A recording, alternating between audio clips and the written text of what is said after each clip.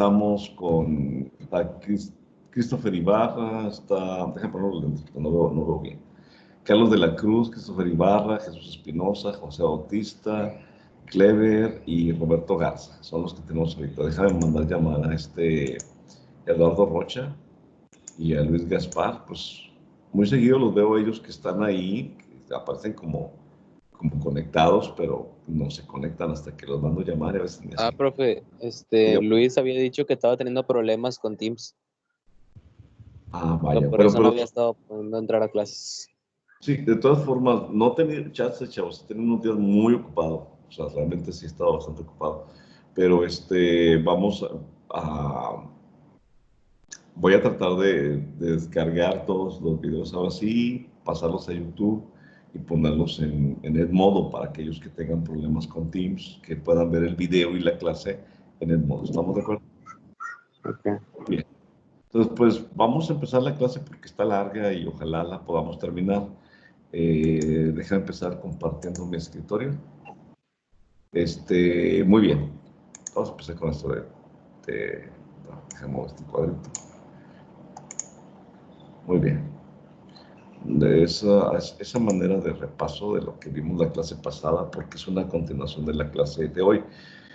Estoy de acuerdo que hoy nos tocaba la clase de PLC, pero por situaciones de que el lunes hubo una junta estatal de Academia de Electrónica y duró de las 9 a las 11:30, más o menos, o sea, todo el tiempo que me tocaba, que me tocaba dar clase me tomó la reunión. Entonces lo que vamos a... y luego el día de ayer, pues se nos atravesó ahí el 5 de mayo, que es un día inhábil, que no sé cómo lo estén tomando, pero yo lo que tengo entendido es que la SEP sí está tomando los días inhábiles, incluso para clases en línea, ¿no? Entonces yo también así lo tomé. Entonces, hoy nos tocaba PLC, pero lo que voy a hacer es dar una clase de potencia para mañana dar una de PLC y así que no me quede muy atrasado en la clase de potencia, porque la clase de potencia tiene muchos contenidos y también la de PLC, porque ya entrando a procesos, ya entramos a procesos con ustedes, ¿verdad? Empezamos con doblado de lámina. Sí, sí, claro.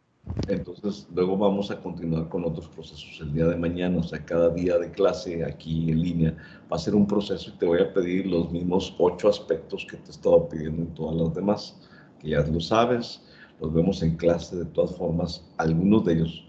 Ya me voy a limitar, o sea, ya no te voy a dar, te voy a dar la secuencia, pero no te voy a dar el graph set, por ejemplo, tú vas a tener que sacar el graph set tú solo. De todas formas, ya sabes que el graph set sale de la secuencia y ya sabes cómo.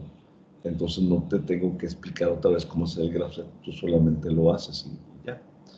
Miren, chavos, hay algunos PLCs que están sacando, que sacaron hace rato, que tienen una forma de programarse que utilizan el graph set, de tal forma que no tienes que meter una programación. Por ejemplo, habíamos visto con Celio el diagrama de ROM, que es una forma de programación.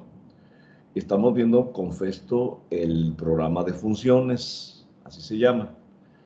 Entonces, es otra programación, pero están sacando otros PLCs que se programan por medio del graph set. Tú te pide cuál es la secuencia, cuál es el paso 1, cuál es el paso 2, cuál es el paso 3, y vas poniendo cada uno de los pasos y ya automáticamente el PLC te genera la secuencia.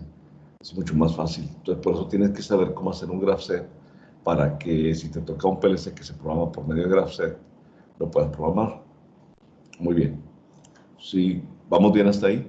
Entonces, el día de hoy vamos a terminar la clase de potencia. Nada más un repaso de la última clase que fuimos termistores. Estábamos viendo los antecedentes de los termistores. Habíamos dicho que Michael Faraday había sido el que había hecho el primer experimento, más bien que notó que la temperatura afectaba la resistencia de ciertos dispositivos y se toma como el primer antecedente de lo que viene siendo un termistor tipo NTC, porque era NTC, acuérdate, ¿qué significaba NTC? Negative Temperature, ¿qué? Coefficient, o sea, coeficiente de temperatura negativo. Significaba que cuando aumentaba la temperatura disminuía la resistencia y al revés. Cuando bajaba la temperatura aumentaba la resistencia, pero son negativos. Decimos que son inversamente proporcionales. y a eso se le conoce como negativo. Y después ya, pues él le explicó que había una correlación entre la conductividad y la temperatura. Pero luego vino este Samuel Roberts que inventa el primer termistor hasta 1930.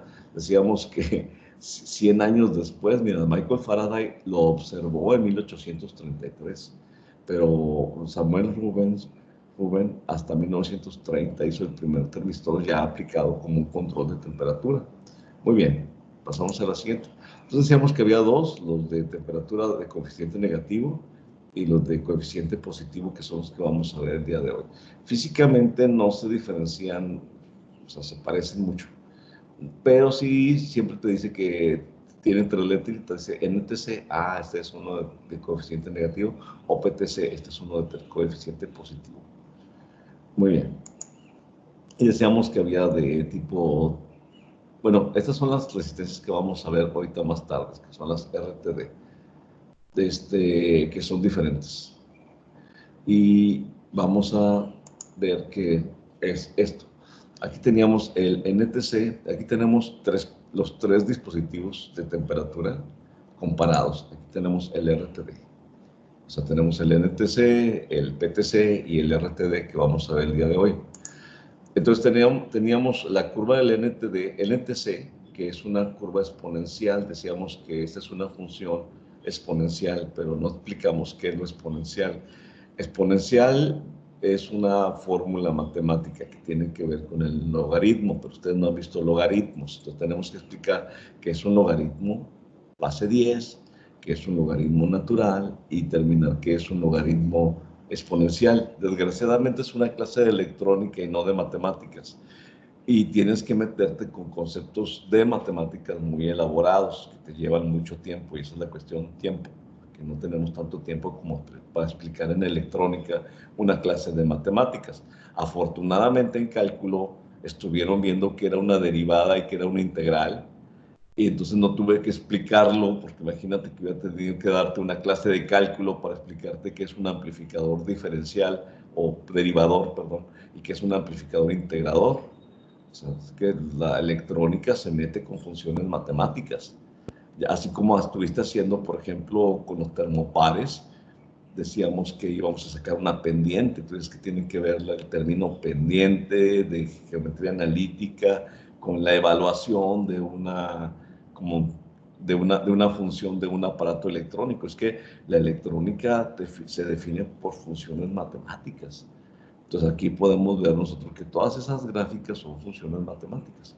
Y aquí tenemos los tres dispositivos en esta gráfica que tienes aquí, donde tienes temperatura contra resistencia en kilo ohms, cómo funciona una NTC, que es una gráfica exponencial, y cómo funciona un PTC, que son los que vamos a ver el día de hoy, que cuando ya alcanza una cierta temperatura se dispara e incrementa su resistencia. Y los RTD, que vamos a ver más adelante, que se comportan de forma más lineal, se comportan de una forma tan lineal como como los termopares. ¿Te acuerdas que los graficaste en Excel y te salían líneas rectas? Bueno, algunos tenían se quebraban en una cierta parte y decíamos que ahí perdían linealidad, pero de tal temperatura a tal temperatura se comportaban de una forma pues muy lineal, ¿verdad? Entonces, y ya lo comprobamos que sí por medio de un simulador, pero pues bueno, lo comprobamos, de modo, estamos en cuarentena. Pasamos a la siguiente. Bueno, vimos la forma en la que se construían. Decíamos que básicamente podían ser los que miden temperatura, cilíndricos, de gota y de perla. Esos son los que miden temperatura.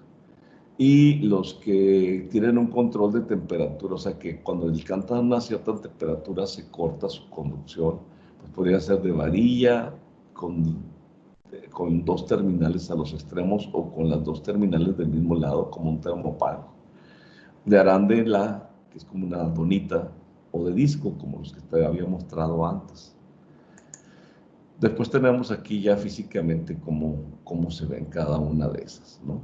O sea, de gota, de disco, de rod, y esta ya es como de placas de película delgada, que vamos a ver también. Muy bien. Esto ya lo habíamos visto. Básicamente veíamos cuáles eran las gráficas exponenciales para diferentes materiales de NTC y veíamos la fórmula que definía al RTC, al NTC, perdón. Y que decíamos que esta E que tienes aquí es la función exponencial que tiene que ver con los logaritmos. Pero no los vamos a ver ahorita porque el desarrollo matemático me lleva mucho tiempo. Y decíamos que esta era la forma en la que se conectaban y que teníamos que aprovechar la parte lineal, que era esta. Y bueno, aquí viene un ejemplo, miren. Este es para un NTC. Entonces, cuando tienes un NTC, tienes un circuito. Están todos los dispositivos en serie uno con otros. Tenemos dos pilas que generan el voltaje. Tenemos un termistor NTC, que viene siendo uno de coeficiente negativo. ¿Qué pasa si aumenta la temperatura? ¿Qué pasa con la resistencia? Disminuye. Disminuye, ¿verdad? Y aquí tenemos un amperímetro que mide la corriente que pasa. Esto nomás para que lo visualizaras. Y aquí tenemos un LED conectado en serie. Entonces, cuando tú calientas con una pistola de aire caliente ese NTC, entonces empieza a aumentar la temperatura. O sea, al subir la temperatura, la resistencia eléctrica del termistor NTC desciende, o sea, baja la resistencia. Entonces, como ya tiene menos resistencia, deja pasar corriente por el circuito y el LED empieza a brillar desde menos hasta más intensamente. O sea, a mayor temperatura, mayor intensidad de LED. A menor temperatura, menor intensidad de LED. ¿Sí se entiende? Sí, O sea, claro. Sí. a menor temperatura, mayor resistencia, menor corriente y menos intensidad de LED. A mayor temperatura, menor resistencia, mayor corriente y mayor intensidad de LED. ¿Sí te queda claro? Sí. Sí. Muy bien. Entonces, básicamente esa es una aplicación proporcional, fíjate, porque este es inversamente proporcional, pero la intensidad de LED aumenta proporcionalmente con el aumento de temperatura, aunque este sea inversamente proporcional. ¿Les quedó claro? Sí, se asemejan a las leyes de Bernoulli. Y se asemejan a las leyes de la lógica de una doble negación, ¿verdad? Sí, Porque claro. aquí tenemos negación. Una es temperatura con respecto a la resistencia. Y luego la siguiente negación es la corriente con respecto a la resistencia. A mayor resistencia, menor corriente, y a menor resistencia, mayor corriente. Esa es una negación, es otra inversión. Entonces, pero cuando pones dos compuertas NOT pegadas, tienes A, la salida A negada de la primera compuerta y de la siguiente es A doblemente negada. Entonces, si entra un 1, sale un 0 y sale un 1, entonces queda como una afirmación. Una doble negación se convierte en una afirmación. Se parece a esto. La proporcionalidad en este circuito se parece a eso, de tal forma que la temperatura es inversamente proporcional con respecto a la resistencia del termistor y la resistencia es inversamente proporcional a la corriente. Pero cuando pones esa doble proporcionalidad inversa, una con otra, lo que obtienes entre temperatura e intensidad luminosa del LED se convierte en una proporcionalidad directa. ¿Ya lo viste? ¿Te quedó Sí. claro? Muy bien, perfecto. Es que así tenemos que ir visualizando este tipo de circuitos, ¿no? Pasamos al siguiente, miren. Ahora sí pasamos a la clase en forma, porque esta no la habíamos visto. Vimos las NTC, pero ahora vamos a ver las PTC. El PTC es muy corto, o sea, realmente se utiliza como interruptores de corriente cuando tienes un pico de voltaje que excede un cierto nivel, por ejemplo, para protecciones contra sobrecorrientes de fuentes de poder, de televisiones, de computadoras, si tú desarmas una computadora y sacas la fuente y la abres, vas a ver que tienes varios PTC adentro, que son protecciones contra sobrecorriente. Y los has visto en la clase, has visto estos que parecen como capacitores, pero son como ese color aqua. Y los has visto, ¿verdad? ¿O no? Sí. Los he mostrado. Entonces, esos son PTC, básicamente. Entonces, los PTC son termistores con coeficiente de temperatura positivo. Presentan la propiedad de experimentar un cambio brusco en su valor resistivo, o sea, brusco, o sea, es como un escalón que se hace. Está aquí y luego pum, pasa para que es un cambio brusco en su valor resistivo cuando la temperatura supera un valor crítico característico del material. Están fabricados con materiales cerámicos, policristalinos, dopados con impurezas, o sea, es una cerámica policristalina, pero esa cerámica, chavos, está mezclada con silicio. O sea, la cerámica, ¿qué es la cerámica? Por ejemplo, yo estaba tomando clases de cerámica, ¿no? Entonces, básicamente es tierra, son como barro, imagínate, ¿no? Pero son tierras silicosas, se llaman así, silicatos. Y se hace una masa y se hace una figura. Lo se mete a hornear y sale como un objeto duro, muy duro, casi como porcelana. Entonces eso es lo que se llama cerámica. Entonces cuando tú dices que es un material cerámico, pues es que el material cerámico ya tiene silicatos, o sea, ya tiene silicio. O sea, técnicamente es un material semiconductor. Y si le metes impurezas, de las que ya sabes, pentavalentes y trivalentes, pues vas a hacer un material que es un semiconductor en forma, que lo que hace es cambiar bruscamente su resistencia a los incrementos de temperatura. Técnicamente tienes un aparato, un dispositivo más bien, que es sensible a los cambios de temperatura. Pero dice, se utilizan fundamentalmente compuestos de bario, plomo y titanio con aditivos tales como manganeso y tántalo. Aquí te tienes que meter, o sea, la química es casi, pues es que va de la mano con la electrónica. No puedes hacer la electrónica si no te metes con la química. Ese es un hecho. De su forma más común es un disco con las superficies metalizadas, así como si fuera un capacitor. Muy bien, pasamos a las cosas que tienes aquí abajo. Pasamos a la siguiente. Dice la fabricación, pues aquí ves uno, ¿no? Que tiene un montón de, ve nada más toda la química que se está metiendo en los sustratos de un dispositivo de esta naturaleza.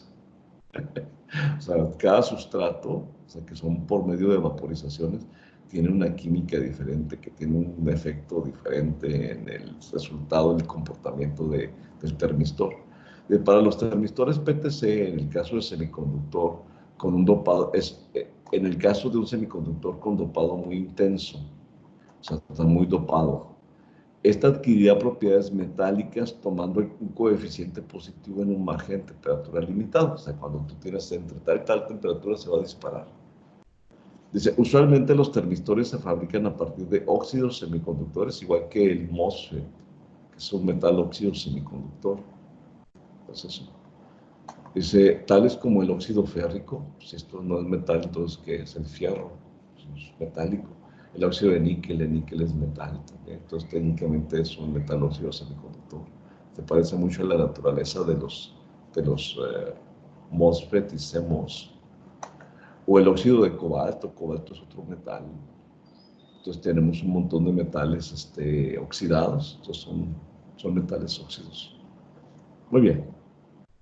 O sea, tenemos que entender la naturaleza del dispositivo porque lo vas a manejar y te van a preguntar, ¿y eso qué es? ¿Cómo se hace? ¿De qué material se hace? Pues ya puedes darle una cátedra, ¿no? Acerca de química si te metes en esto. Muy bien, entonces pasamos a la siguiente. Aquí tenemos el comportamiento, mira, aquí tenemos una resistencia mínima. Idealmente se comportaría así. Cuando llega a una temperatura TS que te va a dar, o sea, tú puedes decir, no, quiero un termistor PTC que se dispare a 80 grados o que se dispare a 50 grados centígrados o a 100 o a 200.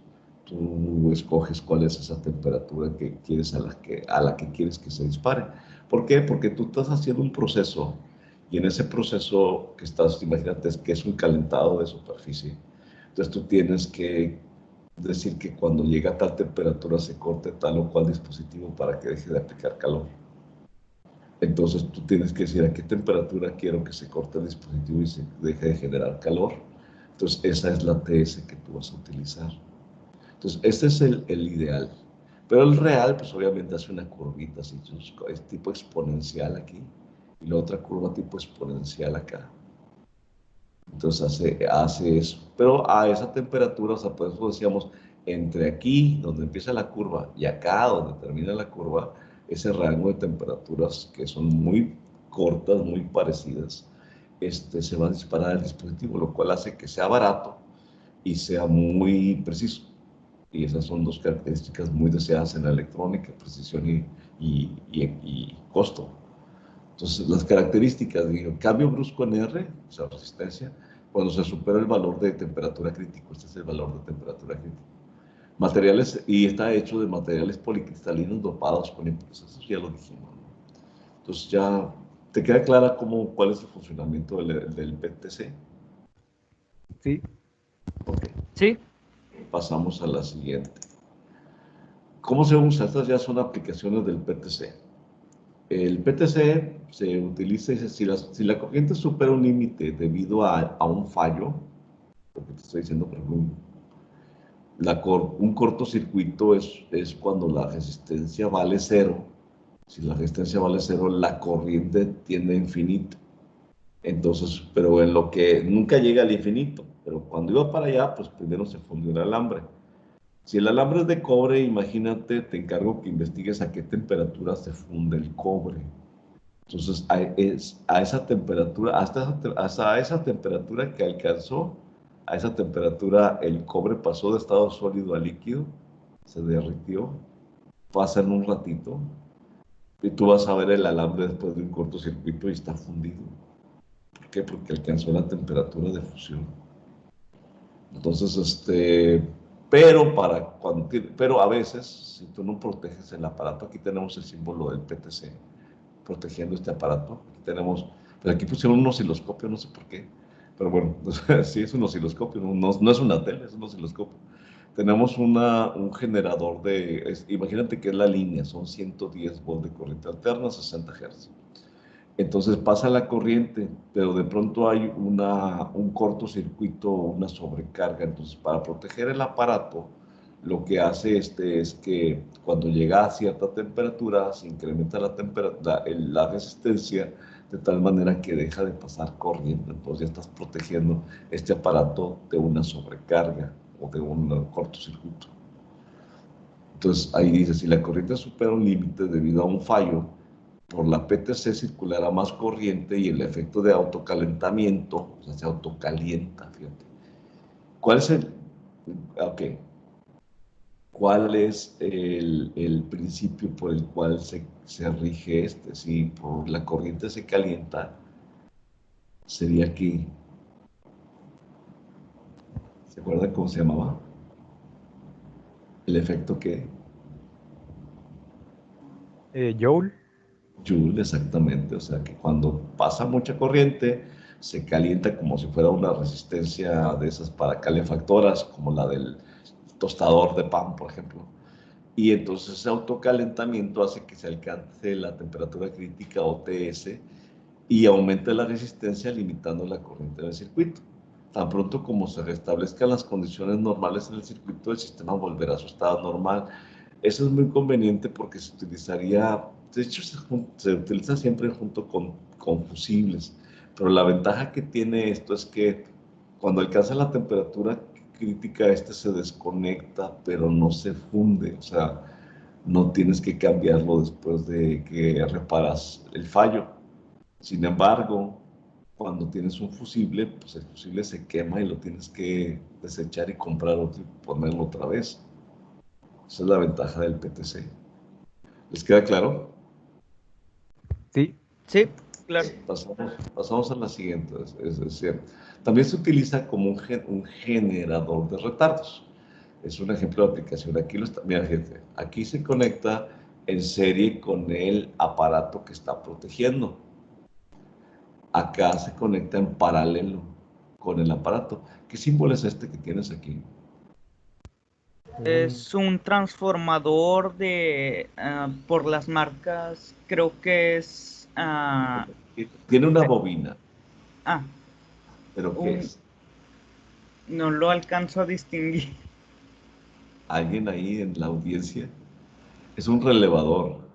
Ah, Es un relevador. Tiene una bobina y tiene un contactor aquí, que cuando se alimenta la bobina genera un campo magnético, atrae el tiro, lo cierra, o sea, el contactor lo cierra, y esta carga que podría ser un foco, una lámpara, cuando se cierra este contactor, entonces se energiza. Podría ser un motor, por ejemplo, podría ser lo que tú quieras poner ahí. Entonces, este lo que hace es que tú cierras aquí, pero, pero como este tiene una baja resistencia cuando tiene una temperatura baja, entonces toda la corriente pasa por aquí y no pasa corriente por acá. Por lo tanto, cuando tú cierras aquí, la corriente pasa a través del PTC hasta que alcanza una cierta temperatura por autocalentamiento. Pero para cuando alcanza esa temperatura por calentamiento ya pasó tiempo. Cuando la alcanza, entonces estás de cuenta que incrementa bruscamente su temperatura y deja de pasar la corriente por aquí y empieza a pasar la corriente por acá. Porque la corriente siempre busca el camino de menor resistencia. La corriente se pudo haber venido por el PTC o se pudo haber venido por acá. El problema es que aquí tenemos una resistencia alta debido a la reactancia inductiva que tiene este relevador. Entonces prefiere pasar la corriente por aquí cuando este está frío. Cuando se calienta, empieza a pasar ahora por acá y ya no pasa por el PTC. Entonces ahí se produce un retardo en tiempo. Es una generación, es un generador de retardos o una generación de retardo. Se sitúa una PTC en paralelo con la bobina del relé. En el momento de la conexión de la alimentación, toda la corriente circula por la PTC, como te estoy explicando. Debido a su bajo valor resistivo inicial, permaneciendo abierto el interruptor del relé, o sea, este permanece abierto. Conforme se calienta, llega un momento en que alcanza la temperatura de conmutación y en ese instante toda la corriente pasa a circular por la bobina del relé, cerrándose el contacto y pues produciéndose la carga. ¿Sí te quedó clara esa aplicación como generador de retardos? sí, Sí, claro. Muy bien. Pasamos a las siguientes. Otras aplicaciones que puede tener el PTC. Es la protección contra condiciones de sobreintensidad de corriente, o sea, actuando como fusibles rearmables, que es lo que estoy diciendo, que es un fusible rearmable, es un fusible que no lo tienes que cambiar, sino que se reutiliza después del fallo. Temporizador para la desmagnetización de pantallas de tubo de rayos catódicos. ¿Te acuerdas cuando teníamos televisiones aquellas que tenían, una pantalla, ¿verdad? Que, o sea, que no eran pantallas planas, que eran las televisiones analógicas que conocíamos, ¿no? Entonces cuando se magnetizaba la pantalla, entonces tenías que se veían como manchas de colores, una roja, una azul, una verde en diferentes partes de la pantalla. Esa era una pantalla magnetizada. Entonces esas pantallas tenían como una bobina alrededor, unas vueltas de alambre para generar un campo magnético constante y contrarrestar a cualquier magnetización de la pantalla. ¿Cuándo se magnetizaba una pantalla? Cuando tú acercabas una bocina, por ejemplo, que tiene un imán a la pantalla. Entonces se magnetizaba y empezaba a verse manchada la pantalla, pero esa bobina desmagnetizadora desmagnetizaba la pantalla y se utilizaba con este tipo de transmisores PTC. Ya no hay de esas pantallas, así que ya no tiene esa aplicación. Regulador de corriente de las bujías de precalentamiento de motores diésel, o sea, también eso, o sea, regula la corriente, pero eso ya aplicado directamente a automotriz. Y son muchas más aplicaciones que tienen PTC, pero pues no me voy a meter con todas porque no es la finalidad de esta clase. Y aquí terminamos con PTC. ¿Quedó claro NTC y PTC? Sí. Profesor, Dígame. quería hacerle una pregunta. En el diagrama en donde estaba el relevador, A ver, acá. Aquí. ahí, cuando el PTC se calienta, dejará de pasar corriente y ahora irá al relevador. Sí, Y ahora, como no va a pasar corriente al PTC, significa que se va a enfriar, ¿no? sí, pero se mantiene a la temperatura TS. ¿Sí me explico? O sea, o sea, no se puede. Vaya, la misma alimentación constante que tiene va a hacer que se mantenga esa temperatura constante, la TS. Ah, ok. O sea, no puede bajar porque no se ha dejado de alimentar, solamente se alcanzó esa temperatura y se tardó para alcanzarla, segundos, cuestiones de segundos, ¿no? Pero ya una vez que la alcanza, como sigue estando alimentado, la mantiene la temperatura. Ah, Entonces, ok. nunca llega a enfriarse como para que vuelva a conducir y se apague la carga. ¿Sí? Buena pregunta. ¿Sí quedó claro? Sí, gracias. Muy bien. Siguiente. Entonces vamos a pasar a la siguiente presentación. Es que tenía que terminar con esta que no terminé la clase pasada y déjame ver si tengo tiempo para terminar esta. Aquí la tenemos. Ok. Empezamos con los resistores RTD. Voy a ponerla aquí como presentación. ¿Sí ven la pantalla? ¿Se ve? Sí. Sí. Resistores RTD. Vamos a pasar a la siguiente serie. Pero déjame acomodar este cuadrito que siempre me está molestando ahí en Zoom. Dice que es un RTD. Viene del inglés que significa Resistant Temperature Detector o detector de temperatura resistivo. Aquí tenemos el símbolo del RTD, es como una termoresistencia. Es una resistencia que varía su valor de acuerdo a la temperatura. Y es positivo, porque acuérdate que hay negativos como el NTC, que tiene un signo menos, significa que son inversamente proporcionales. En este caso, este es directamente proporcional. Dice, aquí tenemos, estos RTD son llamados de película delgada, son de los más utilizados. Utilizados por su tamaño, son más pequeños que los que son hechos de alambre. Los que son hechos de alambre, mmm, aparte de que tienen piezas que se pueden mover, por lo tanto se pueden fundir, ahorita los vemos, el tamaño es más grande. Entonces, este es un detector de temperatura resistivo. Bueno, aquí está, es un detector de temperatura resistivo, es decir, un sensor de temperatura basado en la variación de la resistencia de un conductor con la temperatura. Su símbolo, que es este que tenemos aquí, indica una variación lineal con coeficiente de temperatura positivo. Significa que es directamente proporcional a la temperatura y la resistencia. Pasamos a la siguiente. El principio de funcionamiento dice, al calentarse un metal, aquí tienes un metal que se está calentando, se calienta, se autocalienta por el efecto Joule, otra vez. Al calentarse un metal, o puede ser también por una temperatura externa, si tú lo que quieres medir es una temperatura externa, a diferencia del RTC, perdón, del PTC, el RTD, cuando tú lo acercas a una fuente de calor, eso va a cambiar la temperatura interna del alambre, ¿no? O del semiconductor, según sea el caso, de cómo esté fabricado. Al calentarse un metal habrá una mayor agitación térmica. Esta es la agitación térmica.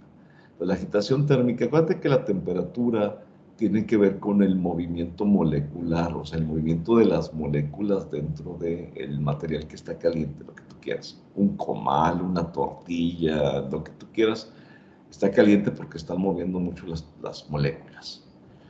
Y el enfriamiento tiene que ver con que van perdiendo energía las moléculas y dejan de moverse, entonces ya se va enfriando. Eso es el calentamiento. Entonces, al calentarse un metal habrá una mayor agitación térmica, como vemos en la figura B, dispersándose más los electrones y reduciéndose la velocidad media y aumentando la resistencia. Lo que hace, aumenta la temperatura, aumenta la resistencia. Porque como se están moviendo mucho las moléculas, los electrones no pueden pasar con la misma facilidad que pasaban cuando estaban fríos, cuando el material por el cual pasaban estaban fríos. A mayor temperatura, mayor agitación y mayor resistencia. Entonces ahí tienes una proporcionalidad directa, la temperatura con la resistencia eléctrica. Entonces, aquí tenemos la fórmula. El comportamiento matemático, esta es la fórmula que lo rige. Vamos a ver, la resistencia, la variación de resistencia puede ser expresada de manera polinómica, o sea, a manera de polinomio. ¿Qué polinomio es? ¿Qué tipo de polinomio es? A ver, eso lo vieron en primer semestre, en álgebra. Es un binomio, ¿verdad? O sea, si tú multiplicas R0, o sea, si multiplicas R0 por 1, es R0.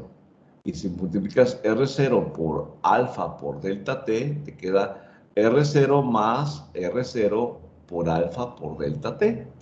Y técnicamente eso es un binomio. O sea, tiene dos términos, ¿verdad? Entonces, por eso dice que es de manera polinómica. Este es un polinomio, es un binomio. Dice, como sigue a continuación, por lo general la variación es bastante lineal en márgenes amplios de temperatura. Tenemos nuestra resistencia, que es la resistencia que tiene el dispositivo, la resistencia real, y empieza por la R0, que es la temperatura de referencia T0. ¿Qué es la T0? Es la temperatura ambiente. Entonces, cuando tú empiezas a medir la resistencia, empiezas con una temperatura ambiente que hoy te estamos variando entre los 30 y los 40 y tantos grados.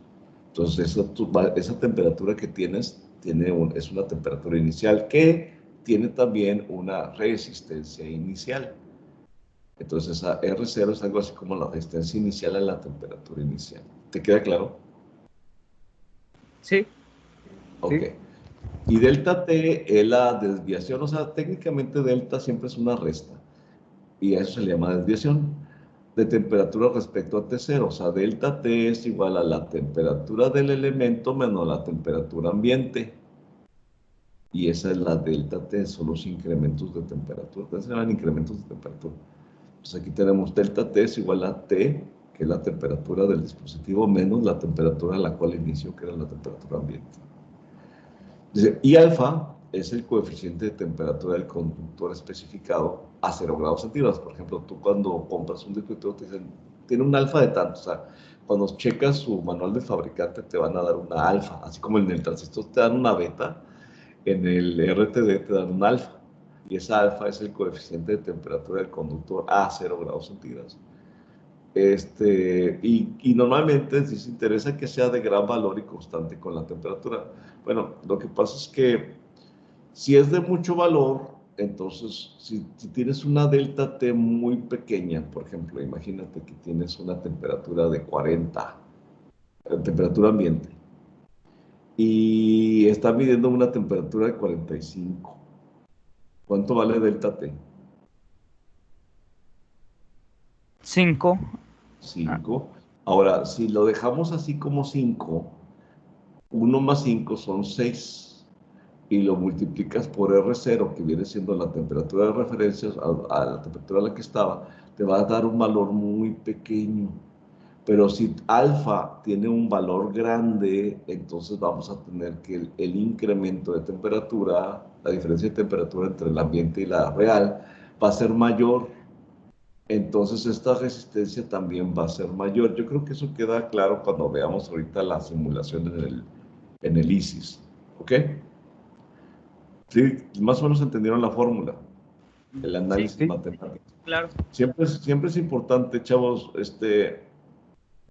la electrónica tienen que ser más pensantes, o sea, mucha gente quiere hacer la electrónica de manera como si fuera un oficio, ¿no? Así como que el electricista, pues no les importa tanto, o sea, la electricidad tiene muchas normas y tiene muchas tablas y también tiene especificaciones técnicas, pero el electricista con que sepa si conduce o no conduce electricidad, ya con eso la hace. Tan es así que un electricista no trae un voltímetro para decir, hay voltaje, pero ¿cuánto? No, ellos traen una lamparita de esas de neón, ¿sí las has visto, verdad? Para checar cuál es la línea y cuál es el neutro. ¿Sí las has visto? Sí, Sí. un probador de corriente. Un probador de corriente. No te importa cuánta corriente, ni te importa cuánto voltaje. Nada más te importa si hay o no hay. ¿Sí? Entonces, esa es como la electricidad a ese nivel es como un oficio, pero ya cuando te metes en electrónica, tipo diseño y demás, tienes que meterte con todos esos comportamientos matemáticos. Por eso te los doy, para que tengas claro que cada dispositivo electrónico tiene un comportamiento matemático. Y si tú quieres saber cómo el problema, mira, sí es cierto, hay chavos que de volada te dicen, no, mira, ármalo así, así, así. El problema es que de pronto no funcionó y la persona dice, pues no sé por qué no funcionó, solo sé que no funcionó. Pero una persona que sepa de las especificaciones técnicas de los dispositivos te puede decir por qué no funcionó, te puede decir qué cambios hacerles para que funcione. Entonces, eso cambia tu valor agregado como electrónico. O sea, cuando en psicología se hace un test que se llama Costic, hay una variable, una dimensión muy importante que mide el Costic, que dice, conoce la teoría de su trabajo. Entonces, mucha gente sale muy bajo en ese nivel, o sea, que empíricamente aprendió empíricamente a hacer algo, pero desconoce la teoría de su trabajo. No sabe especificaciones, no sabe y no le importa. Entonces es cuando tú dices, bueno, es que qué bueno es poder resolver un problema práctico, pero qué padre también es poder diseñar otras cosas aparte de resolver ese problema práctico. Entonces, por eso es importante que te metas un poco en la parte matemática de los dispositivos. Ponte a leer, ponte a buscar, trata de entender qué significa cada una de las cosas, como estamos explicando aquí. O sea, entiende la electrónica, no nada más la haga, no nada más. Ayer lo armé, ya salió, ya lo envié y ya me pusieron la asignación y ya pasé la materia. No, no, no. Entiéndela. O sea, el propósito aquí no es la calificación. La calificación es lo menos importante en la electrónica. Es que tú entiendas la electrónica. Para mí eso es lo importante. Pero a veces el alumno está más enfocado en lo que viene siendo la calificación para pasar y ya quitarme de problemas. El problema es que luego dices, bueno, es que yo no me quiero dedicar a la electrónica. Sí, pero luego cuando estás buscando trabajo, dices, ¿tienes algún título? Ah, si no sacar uno universitario, por ejemplo. Sí, tengo uno de técnico en electrónica. Ah, pues tráetelo. Y luego te pueden hacer eso y pues, pues, cuando yo estaba en clase no me importaba, pero pues ahora sí me importa porque estoy trabajando y me están pidiendo que resuelva problemas, ¿no?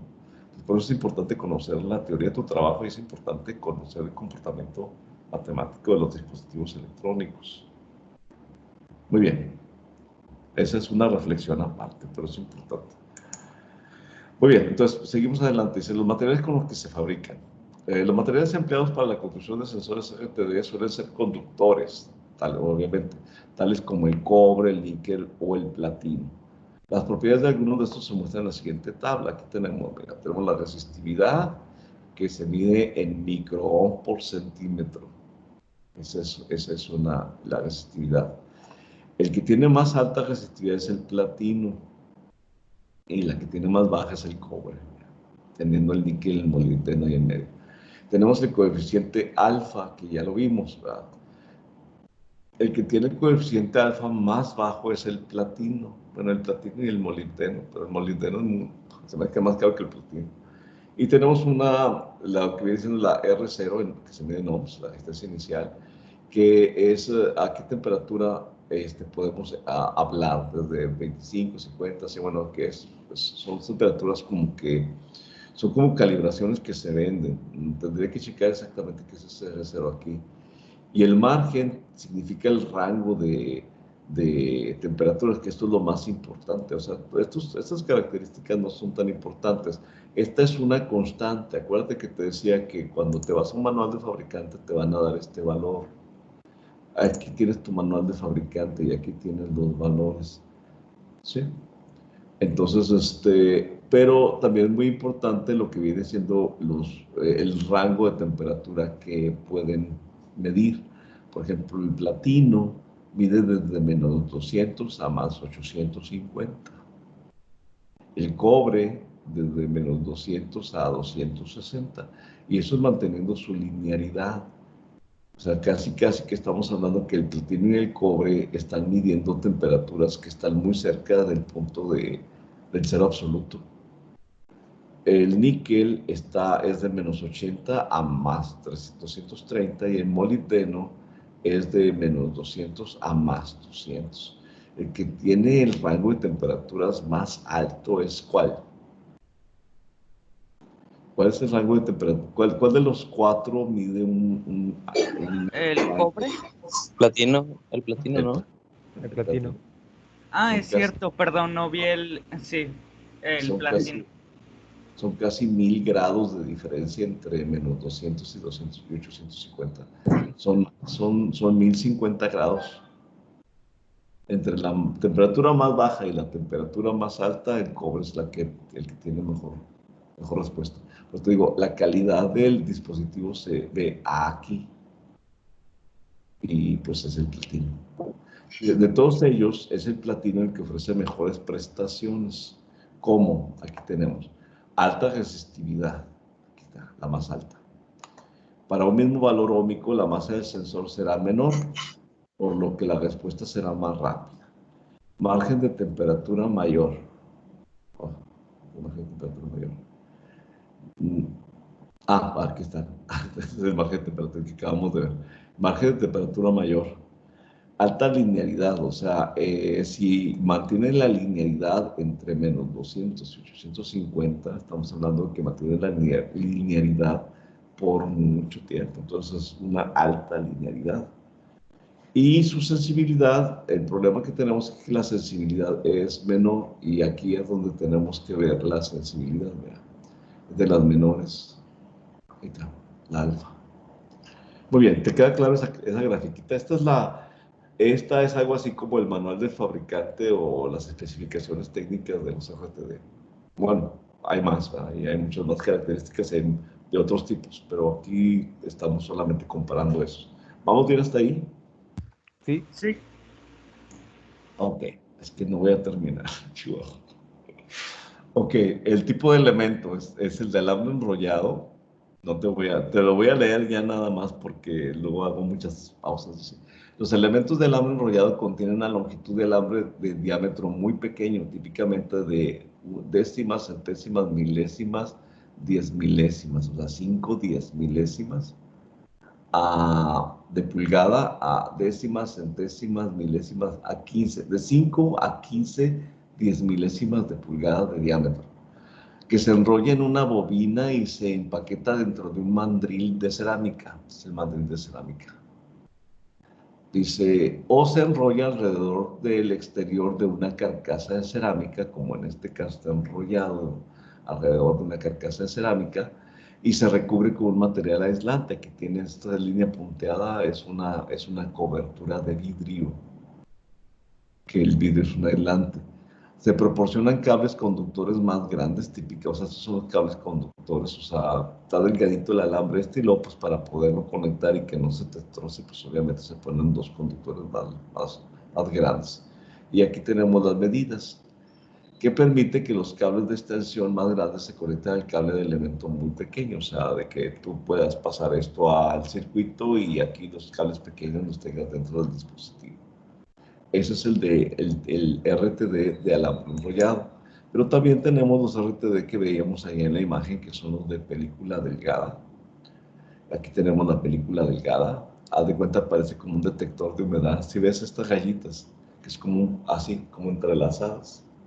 Esas rayitas hay una resistencia en medio, que es una vaporización de algún tipo de óxido que hace que varíe su resistencia de acuerdo a la temperatura. Tiene un protector de vidrio aquí, tiene dos terminales. Dice, los elementos sensores de tipo película están hechos de sustrato, o sea, sustrato es una capita hecha por vaporización.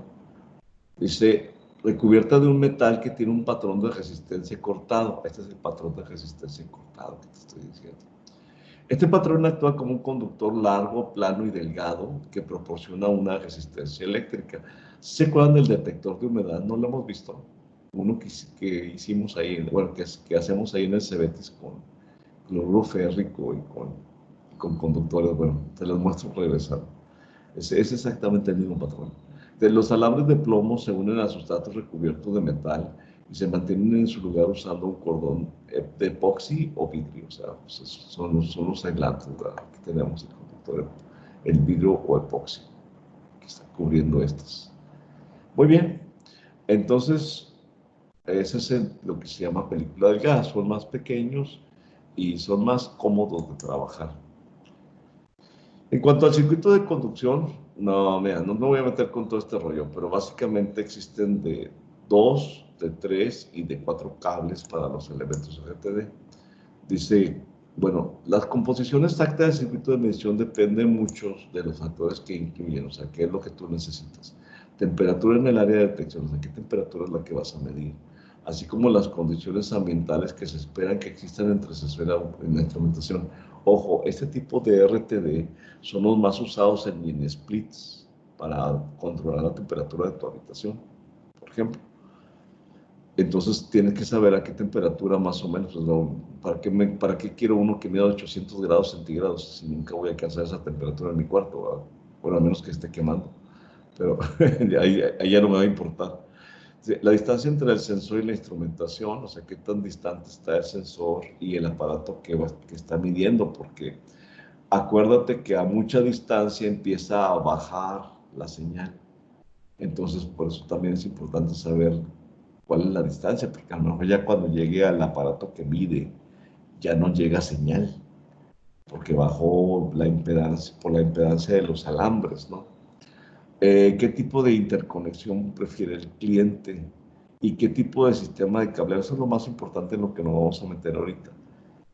¿Qué tipo de sistema de cableado está actualmente instalado? Si no es nuevo, o sea, si hay que sustituirlo, pues hay que ponerlo igual a como estaba. Los RTD se compran de 2, 3 o 4 cables por elemento. O sea, existen de 3 tipos, de 2, 3 o 4 cables. Bueno, existen de película delgada y existen de alambre enrollado, pero de cada uno de esos existen de 2, 3 y 4 cables. O sea, en este caso, aquí tenemos uno de 2 cables, aquí tenemos el RTD y tenemos una resistencia aquí y otra acá, y estos son los 2 cables, cable 1, cable 2. Y aquí la resistencia de mediciones, o sea, la RT entre estas dos es, ¿cómo están conectadas estas 3 resistencias? ¿En serie o en paralelo? En serie porque se están sumando. Ahora sí, entonces, para sacar la resistencia total entre este punto y este punto, si están en serie, ¿qué hacemos con las resistencias? Se suman, ¿verdad? Entonces Sí. tenemos RT es igual a esta más esta más esta. Esas son las resistencias que estamos sumando. Esta es RB, pero esta es una R1 y esta es una R2. Sumas esta más esta más esta y te da la resistencia total en terminales. Esa es la construcción de 2 cables. O sea, es la menos precisa, por eso también es la que menos se utiliza de los 2 tipos, ya que no hay forma de eliminar la resistencia del cable de medición del sensor. Los RTD de 2 hilos se utilizan principalmente con cables conductores cortos o donde no se requiere una precisión precisa. Bueno, está bueno. Ahí disculpen. No se requiere precisión.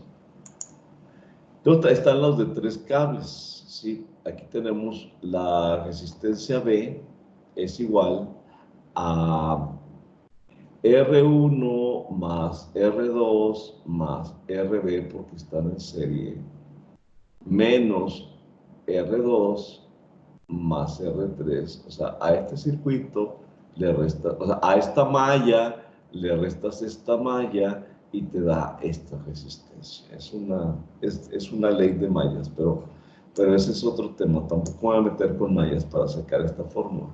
Pero aquí tenemos, si tú le pones un voltaje aquí y le pones otro voltaje acá, entonces vas a tener una malla aquí y otra malla acá. Entonces básicamente es esta malla menos esta malla me da esta resistencia que tengo aquí.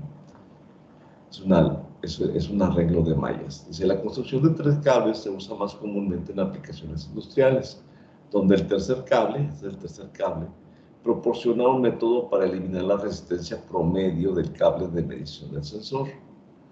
Cuando existen largas distancias entre el sensor y el instrumento de medición, control, se pueden lograr ahorros significativos al usar un cable de 3 hilos en lugar de un cable de 4 hilos. O sea, sí, porque si tú tienes el sensor a 10 metros, ¿cuántos metros de cable necesitarías para alambrar este?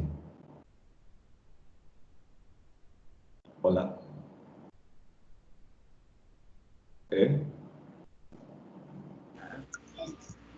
10 metros para este, 10 metros para este, 10 metros para este, ¿cuánto te dan? 30. 30 metros, pero si le pones uno de 4, vamos a ponerle 4. Si le pones uno de 4, ¿cuántos metros de cable necesitarías? 40. 40. Entonces, a eso es a lo que se está refiriendo, que el de 3 hilos haces un ahorro significativo. Si utilizas uno de 3 y uno de 4, y obtienes características más o menos similares, chavos. Este es uno de los más usados, el de 4 cables. ¡Ay, se me olvidó! Sí, no. Le pueden ver ahí silenciamos el micrófono, por favor. Dice, la construcción de 4 cables, aquí tenemos uno de 4 cables, se usa principalmente en el laboratorio, donde se requiere una precisión. Otra, no requiere de precisión precisa, es que lo traduje así literalmente con Google, pero no sé por qué poner precisión precisa. Una precisión, que se requiere precisión. En un RTD de 4 cables, la resistencia real de los cables conductores se puede determinar y eliminar de la medición del sensor. Bueno, o sea, tú puedes eliminar. Estos cables tienen una resistencia, sobre todo son muy largos. Si miden 10 metros, pues tienen una cierta resistencia, pero te permite contrarrestar esa resistencia y que no se tome en cuenta para la medición y esta te salga como una sola medición. Vamos a verlo como ejemplo. Mira. ¿Te quedó claro que es un RTD? ¿Más o menos? Sí. Sí. Ok. Vamos a guardar eso. Sí. Guardamos. Y mira, me voy a ir al ISIS. Y no me acuerdo si lo grabé. Ajá. ¿Qué es eso? Va, creo que no lo grabé. Ups. Déjame ver. Ay. Oh, no. No lo grabé, pero bueno, mira. Qué bueno que no lo grabé. Están viendo la pantalla, ¿verdad? Sí, ¿Sí? claro. Sí estás viendo este dispositivo que está aquí. Sí. Es un RTD, ¿verdad? Entonces, ¿qué vamos a hacer? Mira, ¿de cuántos hilos? De 4. Dale, de 4 hilos. ¿Ya viste? Pues te digo que a veces las cosas, si te las platico así, dices, pues no tiene sentido, pero si te las pongo aquí, vamos a ver. Normalmente aquí se utiliza una fuente de corriente entre estas dos terminales más S menos S. Una fuente de corriente, las fuentes de corriente realmente no existen voltajes con resistencia. Si tú pones una fuente de voltaje con una resistencia en serie, entonces sí ya tienes una fuente de corriente, ¿me explico? Porque voltaje por corriente, ¿qué? Voltaje entre resistencia te da una corriente. Entonces así ya podríamos poner aquí una fuente de voltaje. Esto es lo que tú vas a hacer como asignación y vas a medir. ¿Qué vamos a hacer? Realmente, bueno, ¿dónde está esto? Le das aquí Place, Component, From Libraries. Bonito. Le pones aquí RTD. No me digas que no aparece nada. Ah, que me equivoqué, perdón. RTD. Ahí está. Y te vas a la que dice RTD de platino de 100 ohms. ¿Sí lo ves? Que es este que tenemos aquí. ¿Sí? Le das Sí. OK y aparece aquí. Ya la conectamos ahí y ya está. Digo, para no volverla a poner. Entonces, después vamos a poner un componente, lo vamos a las resistencias. Y la tomamos de 3 watts. Y le vamos a poner de 1 ohm, 1R, ¿lo ven por ahí? No alcanzo a ver de 1R. Aquí está 1R. Aquí está, es un ohm. 1R, ahí está. Vamos OK. Y ponemos aquí 1, 2, 3, 4. Y conectamos. Ahora sí ya tenemos las resistencias de 1R, que tiene que ser un valor bajo. Entonces, luego tomamos un voltímetro. Vamos a poner un instrumento de medición y ponemos un voltímetro de corriente directa. Ándale. Y vamos a medir el voltaje que tenemos entre esta y esta terminal. Entre la E más y la E menos. E de voltaje. Ahora sí, este es el sensor. Aquí voy a medir voy a poner la corriente. Aquí voy a poner, decíamos que cuando ponemos, ¿qué? No me deja. Ahí está. Cuando ponemos una fuente de voltaje, no, creo que esta no es la fuente de voltaje. Este es un medidor. No, perdón. Vamos a borrarlo. Vamos a poner un voltaje, corriente directa, está bien, voy a poner aquí. Y voy a poner una resistencia la voy a poner de 10 kilos, a ver cómo me sale. Entonces vamos a tomar una resistencia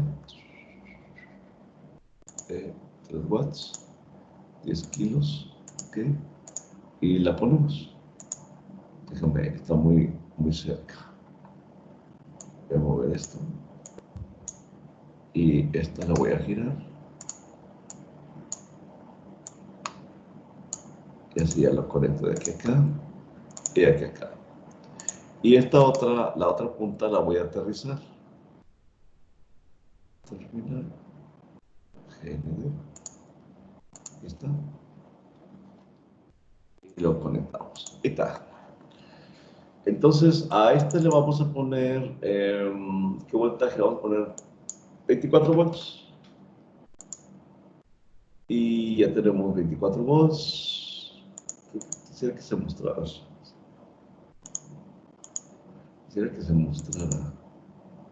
No. Ahí está. Ahora sí, ya son 24 volts. Y ahora sí podemos poner un play. Y vamos a ver que cuando tenemos una temperatura aquí, se genera un voltaje acá. ¿Sí lo ves? Cuando vas incrementando la temperatura acá, vas a notar que ese voltaje, déjame poner aquí. Vas a notar que ese voltaje va subiendo. ¿Sí lo ves? Sí.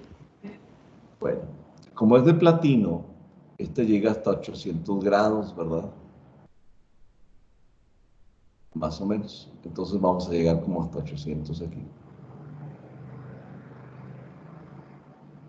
Normalmente son voltajes pequeños, por eso a veces se pone un amplificador operacional en configuración amplificador, en configuración comparador, como lo hicimos con el termopar, y luego a la salida pones el voltímetro para que esos voltajes, en vez de ser 0.9 volts, sean 9 volts, por ejemplo, y que en vez de ser 0.3 volts, sean 3 volts. Entonces ya tienes una variación ahí de voltajes, ¿verdad? ¿Estamos de acuerdo? Muy bien, entonces esto lo vas a evaluar. ¿Sí te quedó claro cómo vas a armar el circuito? ¿Verdad? Sí, claro. Entonces tú te vas al modo.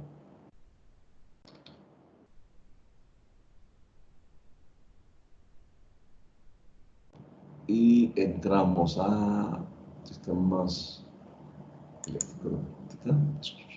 Te mando una asignación. Bueno, aquí está. Ya te lo mandé. Dice, implementar el circuito de Proteus, evaluar. O sea, ya saben qué es evaluar, ¿verdad? Me dio gusto que supieran qué es evaluar. Voltaje de salida contra temperatura en grados centígrados, de 60 grados a 800 grados, ¿ok? Graficar en Excel, vas a meter los valores, así igual que lo hicimos en la pasada en Excel, y vas a graficarlo para comprobar que es un sensor lineal, ¿ok? Y vamos a enviar la gráfica en Excel. O sea, sí se entiende cómo, ¿verdad? Esta temperatura, por ejemplo, 564 grados centígrados contra 0.7 volts. Y así te vas haciendo una tablita. Por ejemplo, tú puedes ir incrementando, no sé, si quieres el voltaje, por ejemplo, que sea de 0.3, 0.4, 0.5, 0.6, y vas poniendo las temperaturas que van marcando, o al revés, pones las temperaturas y los voltajes que van marcando desde 60 grados hasta 800 grados. Nada más déjame checar esta imagen. Sí, era de 10K. Mira, sale igual. Aquí tenemos a 150 grados, tenemos 3.9. Y ahí está. No me acuerdo a qué voltaje puse esta, pero creo que sí era 24. Si no, pues ya la tienes ahí. La pones a 24. ¿Dudas o preguntas sobre lo que vas a hacer? No. Después de hacer los valores, se va a graficar. Así. O sea, haces una tablita de grados centígrados, que es esta pantallita aquí, contra voltaje de salida. Y después de hacer la tabla, se va a graficar, ¿verdad? Sí, los pones en Excel, 2 columnas, grados centígrados contra voltaje, y luego lo graficamos en Excel, ¿ok?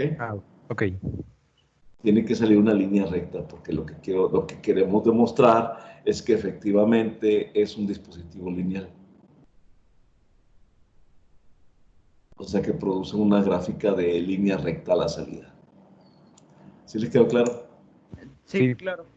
Ok, también les mandé por ahí miren, aquí le mandé, hay una presentación, aquí tienes tu link, que viene siendo cómo utilizar un RTD con un amplificador operacional, ¿sí?